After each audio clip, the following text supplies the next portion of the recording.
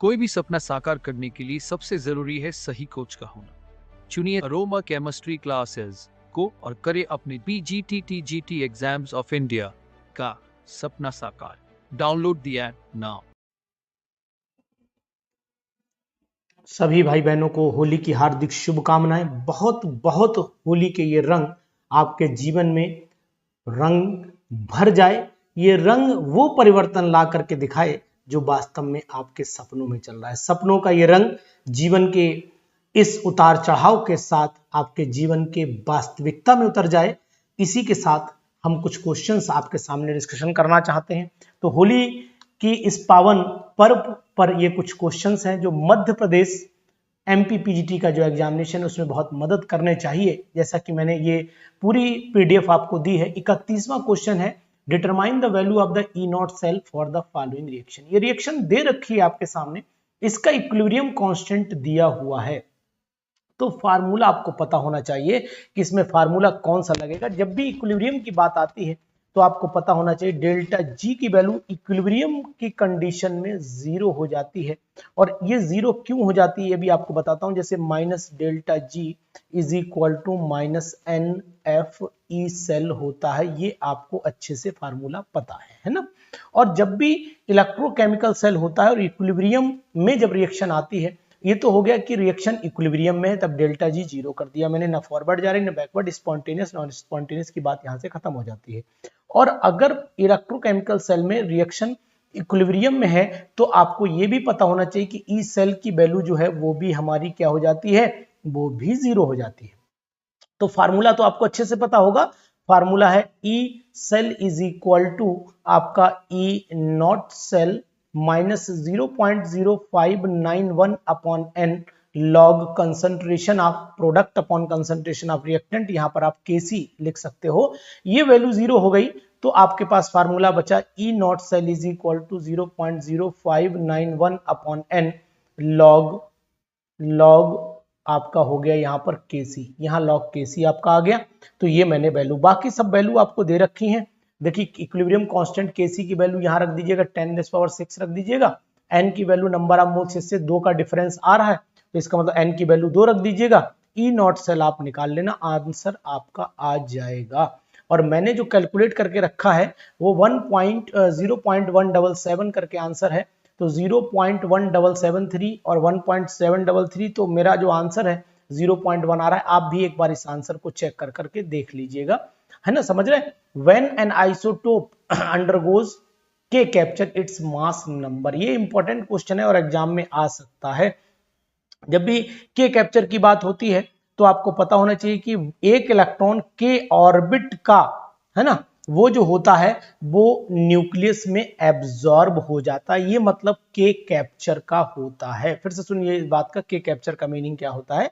के कैप्चर का मतलब है कि एक इलेक्ट्रॉन के ऑर्बिट का, है ना, कहां एब्जॉर्ब हो जाता है, न्यूक्लियस में चला जाता है।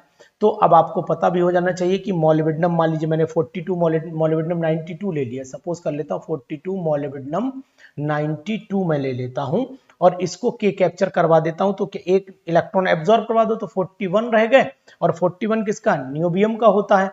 और ऊपर कितना बचेगा, ऊपर जो है वो 92 है, तो एक इलेक्ट्रॉन जब जाएगा तो मास नंबर बैलेंस करके 90 रह जाएगा। तो इसका मीनिंग ये होता है कि इसका जो आंसर आना चाहिए मेरे हिसाब से, remains the same while the atomic number increase mass number remains same. तो ये तो हो नहीं सकता कि मास नंबर सेम हो जाए, मास नंबर तो भाई वेरी कर गया। चलिए ये देखते हैं, तो ये तो होना से रहा, काट दो। रिमेन सेम नहीं, मास नंबर सेम नहीं होगा तो ये भी कटा। इसके बाद चल लेते हैं क्वेश्चन नंबर नेक्स्ट पर, हम देख लेते हैं क्वेश्चन नेक्स्ट, मतलब इसके ऑप्शन नेक्स्ट, सॉरी क्वेश्चन नहीं। Remains same while the atomic number decreases by 1 remains, यानी इसके हमने कहीं गलती की, फॉल्ट किया है। ये 90 क्या देखें, हमने कुछ गलती की है क्या। रिमेन सेम चारों में दे रखा, मैंने कहीं कुछ फॉल्ट किया है लग रहा है। एक तो ये 90, सॉरी मॉलिब्डेनम 90 होता है, मैंने फॉल्ट किया, ये 90 होगा। तो ये तो सेम, क्योंकि सभी ऑप्शन दे रखे ना, एक केवल इलेक्ट्रॉन डाउन जा रहा है।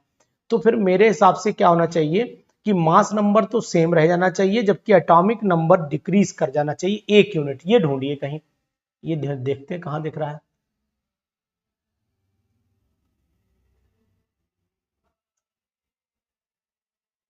ठीक है, तो ये ऑप्शन नंबर आपको यहाँ पर मुझे लगता है कि सी लगा लेना चाहिए इसके केस में। ये remains the same while the atomic number decreases by 1, यही होगा। 33 की बात करूं तो 33 में क्या चलता है, substance that react with gangue to form the, ये तो पता ही होना चाहिए गैंग से कौन रिएक्शन करता है। तो जब कोई फ्लक्स होता है by flux plus gangue slag बना लेता है, तो यहाँ पर ऑप्शन नंबर ये आना चाहिए, मतलब फ्लक्स आना चाहिए, है ना। फ्यूजिबल मास, अच्छा, substance that react with the gangue to form fusible mass is called, तो फ्लक्स ही आंसर आएगा 33 का, क्योंकि स्लैग तो जो बना वो स्लैग हुआ और जो बना रहा है वो स्लैग नहीं हुआ, वो क्या हो गया, वो आपका हो गया फ्लक्स। वेरी गुड, नाइस, सही है बिल्कुल। Which one of the following can not be reduced by chemical method, जो केमिकल मेथड से रिड्यूस नहीं हो सकता है तो उसका नाम क्या हो सकता है, तो उसका नाम मेरे हिसाब से सोडियम हो सकता है, क्योंकि ये बहुत ज्यादा रिएक्टिव है, बाकी सब लीस्ट रिएक्टिव में चले गए, ये तीनों लीस्ट रिएक्टिव है, ये सबसे ज्यादा रिएक्टिव है, तो ये नहीं हो सकता है। When sodium is dissolved in liquid ammonia, the solution becomes blue due to the presence of the ion, किस आयन की वजह से हो जाता है, आपकी जानकारी के लिए आपको बता देना चाहूंगा कि ये अमोनिया का जो n टाइम्स इलेक्ट्रॉन होता है उसी की वजह से होता है, अमोनिया के electron due to the presence of ion इस फॉर्म में, यानी कि डी ऑप्शन जाना चाहिए, ये आयन होना चाहिए। Which one of the following king of the chemical, तो किंग ऑफ द केमिकल तो भाई जानते होंगे कि किंग ऑफ द केमिकल किसे कहते हैं, H2SO4 है, राजा है ये सभी का, तो इस राजा को टिक कर लेते हैं, ये राजा हो गया, है ना। चलिए बहुत अच्छी बात है भैया। 37 पे चले आइए। 37 क्वेश्चन क्या कह रहा है वो मैं आपको बताता हूँ। Addition of the NH4, addition of the NH4 OH to the copper sulphate solution will form the complex compound, addition of the ammonium hydroxide to copper sulphate solution to form complex compound, क्या complex बनाएगा जल्दी बताइए, क्यों काम नहीं कर रहे हो भाई, क्या बात है। चलिए 37 जी, अब बताइए 37 में मेरे हिसाब से जो कॉम्प्लेक्स बनना चाहिए वो अमोनियम का सॉल्ट अमोनियम हाइड्रोक्साइड मिलाते तो टेट्रा अमोनियम वाला है, कोई टेट्रा वाले 3 दे रखे हैं, 3 में कॉपर टेट्रा अमोनियम सल्फेट, तो ये अमोनिया के साथ होगा ना, तो ये बी ऑप्शन लगाइए, इसमें अमोनियम नहीं होगा, ये NH2 है, ये है, तो ये दोनों कट कर दीजिए। पेंटा एक्वा क्लोरो, तो पेंटा एक्वा क्लोरो ये क्लोराइडो या क्लोरो पुरानी है, चलिए ठीक है। क्रोमियम थर्ड आयन, यानी कि 38 का जो आंसर आना चाहिए वो फिर ये आना चाहिए, बी ऑप्शन पे जाना चाहिए। चलिए नॉर्मेलिटी ऑफ 10 वॉल्यूम, अरे यार ये कितना बढ़िया क्वेश्चन है, नॉर्मेलिटी 39 वाला क्वेश्चन है। 39 क्वेश्चन अधिकतर ये एग्जाम में पूछ भी लिया जाता है 39 वाला, तो पूछ देखते हैं क्या है। Normality of 10 volume of H2O2, तो 10 वॉल्यूम जब भी H2O2 की बात होती है तो आपको ये जानकारी रहनी चाहिए कि जब ये कैलकुलेशन जब हम लोग करते हैं तो H2O2 को ब्रेक भी करते हैं, तो इसको मैं ऐसा करता हूँ सॉल्व करके आपको दिखा देता हूँ, नहीं तो फिर आप परेशान हो जाएंगे। वैसे आपको आ रहा होगा क्योंकि यूपी बोर्ड में अधिकतर 10 वॉल्यूम H2SO4 का क्वेश्चन अधिकतर पूछा जाता है। आप लोग अगर मेरी वीडियो को देख रहे होंगे तो यूपी बोर्ड पढ़ाने वाले जितने भी मेरे साथी अध्यापक होंगे वो सब इस क्वेश्चन को कराते होंगे, इसको हम लोग यहाँ पर सॉल्व कर लेते हैं। आप H2O2 को तोड़िए, देखिए मैं यहाँ पर H2O2 को तोड़ देता हूँ, तो H2O2 को मैं 2 मॉलिक्यूल लेकर के तोड़ता हूँ, 68 हो जाएगा, है ना, 34 होता है 68 हो जाएगा, और ये बनाएगा आपका H2O प्लस हाफ O2 बना देगा इस तरीके से, तो यहाँ पर आपका 68 हो गया, और आपका ये वॉल्यूम ऑक्सीजन का 22,400 होता है, तो 22 ये हाफ क्यों लोगे, फिर तो यहाँ पूरा ही लेना पड़ेगा ना, जब मैंने ये लिया है। चलिए तो यहाँ पर आप कर लीजिए इसको O2, तो 4 हो गया ना, 2H2 हो जाएगा और ये आपका O2 हो जाएगा, तब बैलेंस हो जाएगी। ये हो गया आपका 22.4 लीटर, और अगर ml में चाहते हो तो 22,400 ml आप रख लीजिए, तब भी इसमें काम चल जाएगा, ठीक है। तो अब 22,400 ml जो है डिजोल्व कितना कर रही है, 22,400 ml जो ऑक्सीजन है उसके लिए जो ऑक्सीजन इवॉल्व हो रही है उसके लिए कितना चाहिए H2O2, 68 ग्राम चाहिए, ठीक है ना। तो अब आपके लिए एक के लिए कितना चाहिए, एक के लिए 68 डिवाइडेड बाई 22,400 हो गया, यही तो है। और अगर आप पूछें कि नेक्स्ट रिमेनिंग के लिए कितने चाहिए, तो फिर आप एक काम ये कर लीजिए कि 10 के लिए पूछा गया तो 10 से मल्टीप्लाई कर लीजिए 10 के लिए, तो यहाँ पर 68 मल्टीप्लाइड बाई 10 डिवाइडेड बाई 22,400 कर दीजिए, ठीक है, इतना कर लेंगे आप। चलिए तो जब ये काम हो जाएगा आपके पास में, तो फिर आपको पता होना चाहिए नॉर्मेलिटी, ये तो आपका क्या आ गया, ये आपका सब वॉल्यूम आ गया है ना, कितना वॉल्यूम चाहिए, तो वॉल्यूम पता, कितना अमाउंट चाहिए, वजन आपके पास में आ गया। तो अब वजन जब आपके पास में आ गया तो फिर आप नॉर्मेलिटी का फार्मूला लगा दीजिए, normality is equal to weight upon equivalent weight, weight upon equivalent weight into volume हो गया, ml में रख लीजिएगा इसको, है ना, और ऊपर 1000 से मल्टीप्लाई कर लीजिए। अब ये उठा करके W की जगह डाल दीजिए, जो आंसर आए, मैंने जो कैलकुलेशन पहले से कर रखी बता दे रहा हूँ, आंसर A आना चाहिए। चेक कर लीजिएगा, फिर भी आप एक बार चेक जरूर करें, क्योंकि मैंने बाकी आपको ये वैल्यू W हमारी आ चुकी है, ये W उठा के यहाँ रखिएगा, बाकी काट कूट लीजिएगा, देखिए क्या। Hydrogen peroxide gives the green coloured product when reacts with the acidified KMnO4, बहुत K2Cr2 बहुत ही इंपॉर्टेंट क्वेश्चन, बहुत ही अच्छा क्वेश्चन है। क्रोमियम सल्फेट बनता है, क्रोमियम थर्ड सल्फेट जिसे हम लोग बोलते हैं, तो क्रोमियम थर्ड सल्फेट तो कहीं दिया नहीं है, क्रोमियम सल्फेट दिया है, तो ए ऑप्शन हम इसको लगा लेते हैं, 40 का ए। बहुत ही इंपॉर्टेंट क्वेश्चन है, अच्छे क्वेश्चन है, इनको मेरे हिसाब से आपको सभी को कर लेना चाहिए, प्रैक्टिस इनकी करनी जरूरी है। इनके आंसर सीट भी आगे दे रखी है, और ये बचे हुए क्वेश्चन भी आपको कराए दे रहा हूं, जिससे पूरी आंसर सीट आपको लग जाएगी, और आप प्यार से इसको देख करके सॉल्व कर लीजिएगा। आगे और भी आज बात करूंगा, बहुत इंपॉर्टेंट बात आपसे करूंगा, है ना। 41 पे चले आइए। Which of the following is the pair of the maximum and minimum Lewis acid character, जो maximum minimum Lewis acid character को दिखाता होगा वो कौन होगा? तो जो लुईस एसिड को मैक्सिमम मिनिमम दिखाता होगा, तो मैक्सिमम वाला तो जहां ऊपर साइज जिसका बड़ा होगा, तो साइज यहाँ पर आयोडीन का बड़ा है, और जहां साइज छोटा होगा तो फ्लोरीन वाला है, तो यही ऑप्शन मेरे हिसाब से होना चाहिए। Aluminium reacts with the caustic soda to form, aluminium जब भी कास्टिक सोडा से रिएक्ट करती है सोडियम मेटल एल्यूमिनेट बनाती है, तो सी ऑप्शन पे चले जाइए। इसके बाद आइए कार्बोजन, कार्बोजन क्या होता है? कार्बोजन मिक्सचर किसका होता है आपको पता होना चाहिए, बहुत ही इंपॉर्टेंट है ये कार्बोजन का क्वेश्चन। ये एक्चुअल में ऑक्सीजन का मिक्सचर होता है, साथ में इसमें कार्बन डाइऑक्साइड होती है, तो पहला ऑप्शन तो यही हो गया। यूज द निमोनिया में यूज होता है, तो ये भी ठीक हो गया।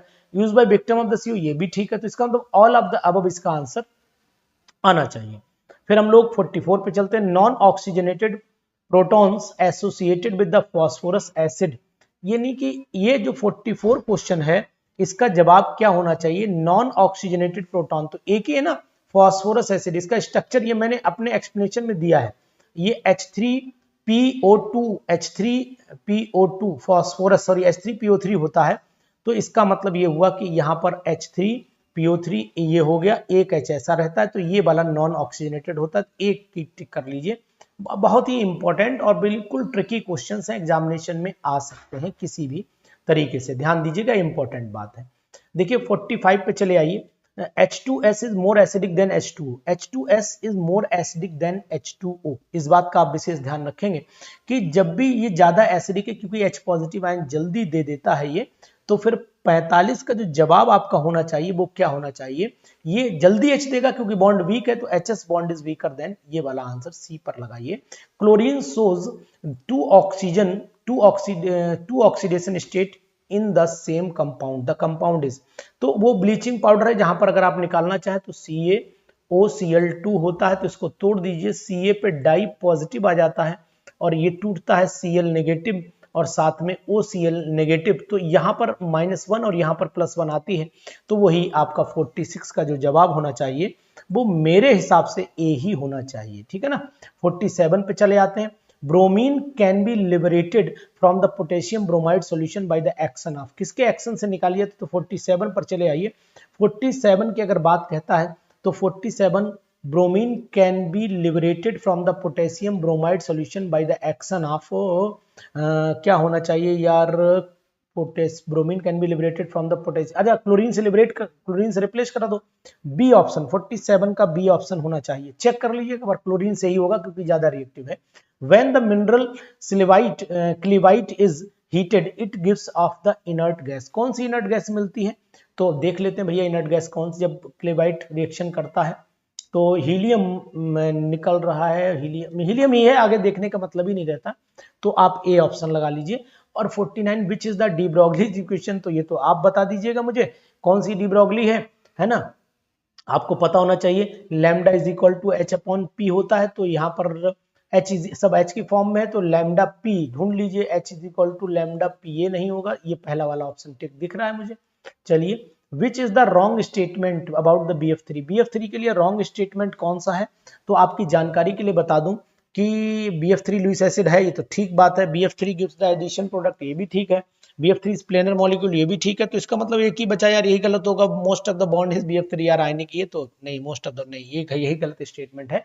आंसर नीचे दे रखे हैं, चेक करिएगा। ये PDF मैंने आपको ऐप पर डाल दी है, तो प्लीज इस PDF की मदद से भी आप लोग बहुत सारी क्वेश्चंस को करिएगा और करके प्रैक्टिस करिएगा। किसी क्वेश्चन में डाउट लगे, कंफ्यूजन लगे तो आप जरूर बताइएगा, इसके लिए हम तैयार हैं। तो ये आपके 50 क्वेश्चन मैंने पूरे कर दिए। इस वीडियो को आज ध्यान से देख लीजिएगा और इसके बाद मैं एक वीडियो डाल रहा हूं जो बहुत ही इंपॉर्टेंट है और आपके लिए क्या क्या MPPGT में पढ़ लेना चाहिए, इस पर मेरा पूरा डिस्कशन आपके साथ में इस वीडियो में रहेगा अगली वाली में। Thank you.